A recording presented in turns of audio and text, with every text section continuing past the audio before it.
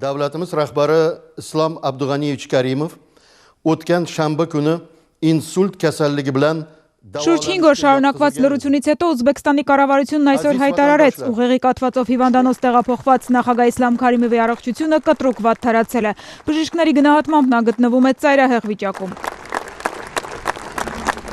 Reuters գործակալությունը մինչդեռ հղում անելով դիվանագիտական 3 աղբյուրների հաղորդում է, թե 78-ամյա առաջնորդը մահացել է։ Ժամեր առաջ Ինտերֆաքսը եւս նման հաղորդագրություն տարածեց, ապա հերքեց, պնդելով, թե տեխնիկական վրիպակ է տեղի ունեցել։ Կա թե չկա հակասությունը առավել սրվեց, երբ Թուրքիայի վարչապետը կառավարության նիստում հրապարակավ ցավակցություն հայտնեց։ Özbekistan devlet başkanı Ուզբեկստանի նախագահը մահացել է, թող Աստծո ողորմությունը նրա հետ լինի։ Թուրքիան կիսում է ուզբեկ ժողովրդի վիշտը, տեսախցիկների առջև հայտարարեց Բինալի Յիլդիրիմը։ Աֆղանստանի պաշտոնյաներից մեկն էլ Associated Press-ին ասել է, թե երկրի նախագահը պատրաստվում է մեկնել Ուզբեկստան, Քարիմովի հուղարկավորությանը մասնակցելու։ Մինչ այդ ազատության ուզբեկական ծառայությունը հաղորդում է, որ նախապատրաստական աշխատանքներ են նախագահի հայրենի քաղաքում, որտեղ հուղարկավորված են նրա մայրն ու 2 եղբայրները։ Վարչապետն այնտեղ է երեկվանից, գիշերն էլ Սամարղանդի հազարավոր բնակիչներ մաքրել ու նորոգել են փողոցները, դեպի Գերեզմանատուն տանող ճանապարհը փակվել է, ակտիվություն է նկատվել նաև հրապարակի մզկիթի շուրջ։ Լուսանկարներ են հրապարակվել Գերեզմանատնից, որտեղ երևում է փորված հսկա փոսը,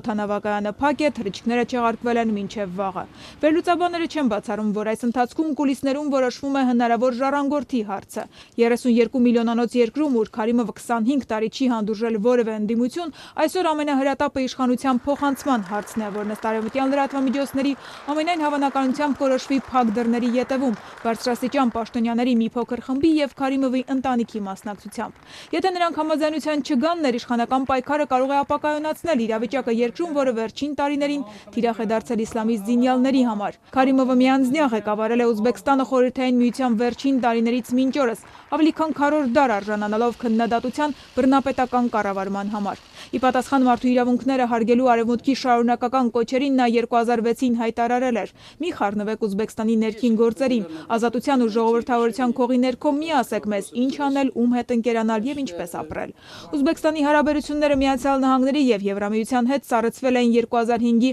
Անդիջանի արյունալի իրադարձություններից հետո, երբ Քարիմովի ուժային կառույցները կրակ էին բացել ընդդիմադիրների ուղղությամբ, իրավապաշտպանների հաղորդմամբ հարյուրավոր մարդիկ էին զոհվել։